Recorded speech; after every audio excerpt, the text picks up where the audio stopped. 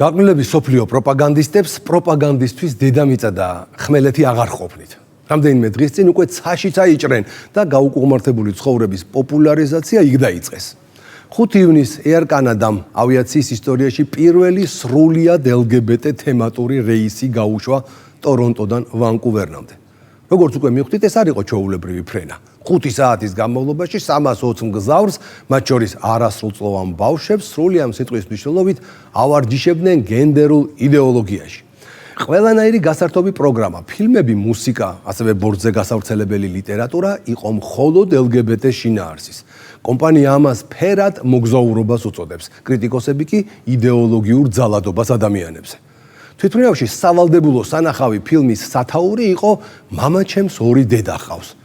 სადაც 4 წლის ბავშვი გვიამბობს, რომ ეს არის იდეალური ოჯახი და სწორედ ესაა ნორმალური პროგრესული ცხოვრების წესი და არა რაღაც მოძველებული და არქაული ტრადიციული ოჯახი ქალით და კაცით. მუსიკის მოსმენა მოგინდათ?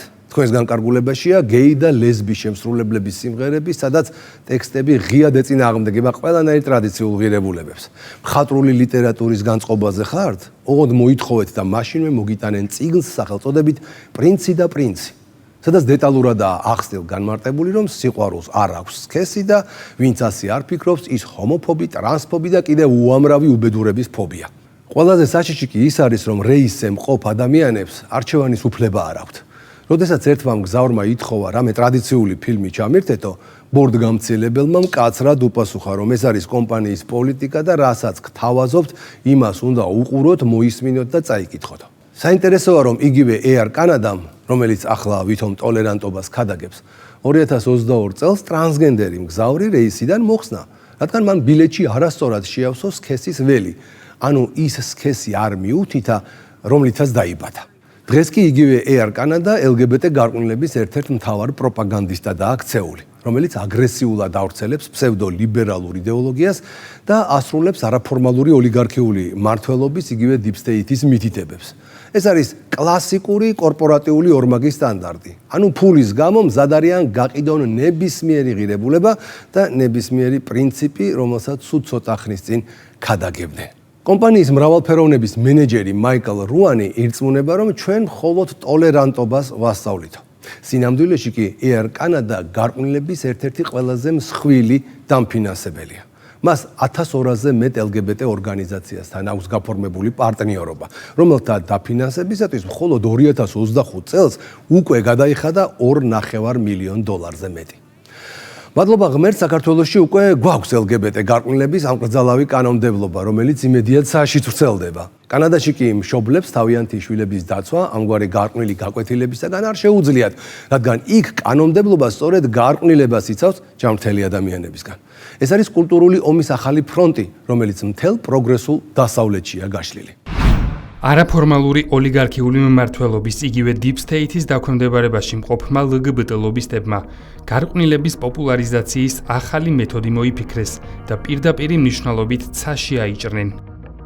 კანადის ერთ-ერთმა უმსხვილესმა ავიაკომპანიამ Air Canada-მ პრაიდისთვის აღსანიშნავად, რომელიც დასავლურ ქვეყნებში მთელი ივნისის განმავლობაში იმართება ხოლმე, თვის დასაწყისში განახორციელა ფრენა, სადაც მომსახურე პერსონალი მთლიანად LGBT საზოგადოების წარმომადგენლებისგან იყო შემდგარი.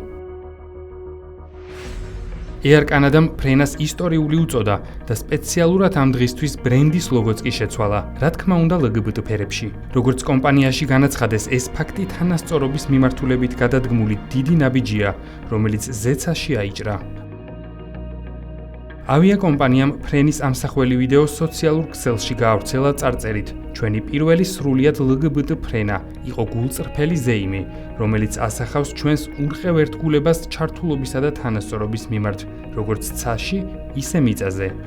ვიდეოში ნაჩვენები არიან პილოტები, ინჟინრები, ბორტგამცილებლები და სხვა პერსონალი, რომლებიც სხვადასხვა იდენტობას მიეკუთვნებიან: ლესბოსელი, გეი, ბისექსუალი, ტრანსგენდერი, ქვიარი, ინტერსექსი, ასექსუალი. კაპიტანი, რომელიც Airbus A319-ს მართავდა, ვიდეოში თქვა: ამ ფრენისთვის მოსამზადებლად ფორმის ჩაცმისას ბევრი ემოცია მქონდა. ბორტზე მყოფებს შესაძლებლობა ჰქონდათ ენახათ ფილმები, მოესმინათ მუსიკა, წაეკითხათ ლიტერატურული ნაწარმოებები, თუმცა ერთი დეტალის გათვალისწინებით, ბორტზე მხოლოდ LGBT შინაარსის კონტენტი იყო. Air Canada-ის კუთვნილ ჟურნალში გამოქვეყნებული სტატიები, ინტერვიუები და რეკომენდაციები მხოლოდ ეგრეთ წოდებული LGBT კულტურის პოპულარიზაციით შემოიფარგლებოდა, სადაც აღწერილი იყო იმ ადამიანების სამოგზაურო გამოცდილება, რომლებიც LGBT საზოგადოებას წარმოადგენენ. კომპანიაში ირწმუნებოდნენ, რომ ეს ინიციატივა კიდევ ერთია იმ ნაბიჯებს შორის, რომელთა მეშვეობითაც Air Canada ცდილობს შექმნას ინკლუზიური და თანასწორი სივრცე როგორც ცაში, ისე მიწაზე. Air Canada-ის LGBT თანამშრომლები კი მსგავსი რეისით აღფრთოვანებულები დარჩნენ.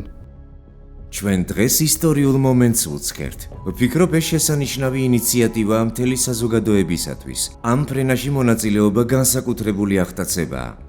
LGBT რეისის მეორე პილოტმა ფრენა ასე შეაფასა. ეს მართლაც განსაკუთრებული დღეა. ის ეხება ხილვადობასა და იმ შესაძლებლობას, რომ ხალხს უთხრათ, თავს მიღებულად და პატივცემულად ვგრძნობთ.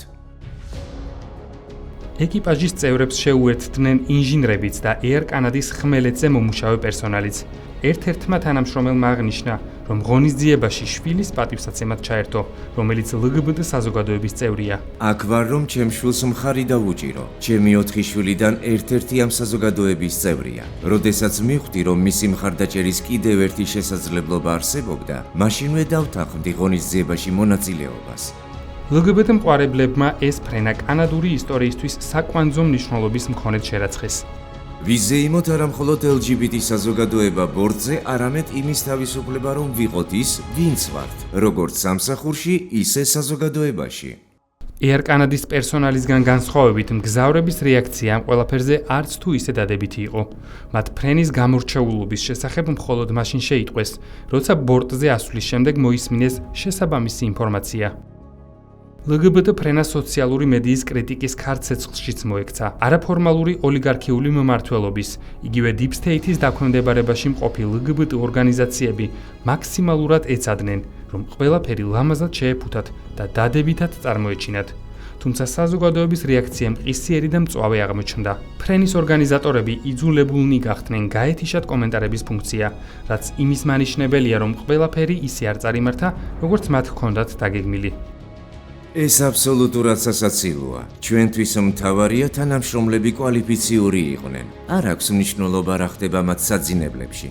ბოდიში, მაგრამ მგზავრების უსაფრთხოება და კეთილდღეობა თქვენთვის აშკარად მეორე ადგილზე დგას. სანამ Air Canada-თი ვიმგზავრებ, ჯოჯოხეთი უნდა გავიარო. LGBT პროპაგანდით ცის დაბინძურება დიდი ხანია დაწყებულია.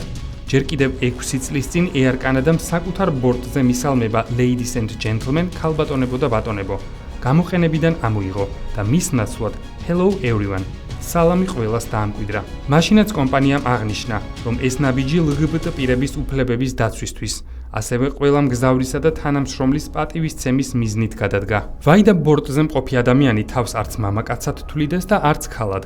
შეურაცხყოფილად ხომ არ უნდა იგრძნოს თავი. იქნებ თავს კატასთან აიდენტიფიცირებს. ასეთ ადამიანებზე Air Canada მიზრუნა. მისასალმებელ სიტყვაში თავს დაჩაგრულად ვერც ერთი გამოგონილი გენდერის წევრი ვეღარ იგრძნობდა. სინამდვილეში ჯანსაღად მოაზროვნე ადამიანების ნაწილი კანადაში უმრავლესობაშია, თუმცა არაფორმალური ოლიგარქიული მმართველობა, იგივე Deep State-იც ცდილობს პირიქით წარმოაჩინოს ვითარება, რაშიც თავის დაქვემდებარებაში მყოფ კერძო კომპანიებად შეფუთულ ორგანიზაციებს იყენებს.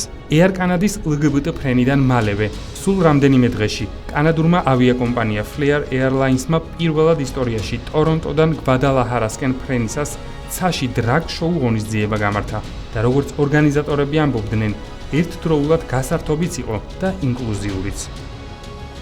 ანუ ზუსტად ის ფორმა ჰქონდა, რაც Deep State-მა დიდი ხნის წინ დაამკვიდრა, გართობის საფარქვეშ პროპაგანდის წარმოების. ღონისძიებას შოუ Drag Race Mexico-ს ვარსკვლავი ჰორასიო პოტასიო უძღვებოდა. ავიაკომპანია Flair-ის კომერციული დეპარტამენტის ვიცე-პრეზიდენტმა ერიკ ტენერმა თქვა: ჩვენ ვაწყობთ დრაგ შოუს 30,000 ფუტზე, იმიტომ რომ ასეთი ავიაკომპანია ვართ. პრაიდის არსია ხილვადობა, ჩართულობა და სიხარული. ეს ფრენა კი სამივეა. ვამაყობთ, რომ თანამშრომლობთ ძლიერ პარტნიორებთან, რათა შევქმნათ მნიშვნელოვანი რამ ჩვენი სტუმრებისთვის და საზოგადოებისთვის და ვიზეიმოთ ჩვენი გუნდისა და მგზავრების მრავალფეროვნება. ავიაკომპანია თანამშრომლობს Rainbow Railroad-თან, საერთაშორისო LGBT ორგანიზაციასთან. ორგანიზაციის განვითარების ხელმძღვანელმა სკოტ ფერგიუსონმა თქვა: პრაიდი ნიშნავს თავისუფლებას და ეს ფრენა მისი ზეიმია. ცის სივრცის გადაქცევა LGBT ადამიანებისთვის უსაფრთხო და მხარდამჭერ გარემოთ ღირს აღნიშნად. მადლიერები ვართ Flair Airlines-ისადმი, რომელიც ეხმარება ორგანიზაციას ცნობადობის გაზრდაში იმ დროს, როცა მსოფლიოში ამ საზოგადოებაზე შეტევები ძლიერდება. მოკავშირეთა მხარდაჭერა მეტად მნიშვნელოვანია.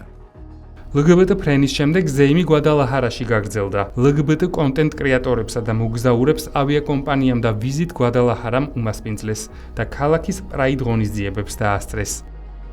ვიზიტ გვადალაჰარას საზოგადოებასთან ურთიერთობის მენეჯერმა ოსკარ მორალესმა თქვა: გვადალაჰარას პრაიდის სიცოცხლით, ინკლუზიურობითა და გულითაა სავსე. ახლა კი მას ცასთანაც პირდაპირი კავშირი ექნება. მოხარულები ვართ, რომ კანადელებს ვაჩვენებთ, როგორ ავღნიშნავთ ჩვენ პრაიდს. მიმდინარე წლის ივნისის თვეში განხორციელებული ფრენები კიდევ ერთი ნათელი მაგალითია იმისა, როგორც ცდილობს LGBT ლობი არსად არ დატოვოს გარყვნილებისგან თავისუფალი სივრცე, მათ შორის უკვე აღარც ცაში. გასაოცარი იყო თავად ავიაკომპანიის პასუხი მის ამ ფერად რეისთან დაკავშირებით გამოთქმულ კრიტიკაზე. მათი მოკლე პასუხი იყო, რომ ჩვენ მხოლოდ მრავალფეროვნებას ვაფასებთ, მეტი არაფერიო. მაგრამ როდესაც ჟურნალისტებმა ჰკითხეს, რატომ არ აძლევენ მგზავრებს არჩევანის უფლებას, რასაც უნდათ იმას უყურონ, მოისმინონ და წაიკითხონო, კომპანიამ უპასუხა, ტოლერანტობა არის ჩვენი კორპორატიული ვალდებულებაო. სინამდვილეში კი ეს არის არაფორმალური ოლიგარქიული მმართველობის, ანუ Deep State-ის მიერ შექმნილი და კანადაში შესანიშნავად აპრობირებული დახურული სისტემა, სადაც გიგანტი ორგანიზაციები LGBT გარყვნილებისათვის იღებენ სახელმწიფო დოტაციებს. კანადის მთავრობამ 2024 წლის ბიუჯეტიდან $120 მილიონი გამოყო LGBT ინიციატივებისათვის. მედია დაკავებულია LGBT გარყვნილების პროპაგანდით, ხოლო ჯანმრთელი და საღი აზრის მატარებელი საზოგადოება განიცდის ზეწოლას, ძალადობას და ცილის წამებას.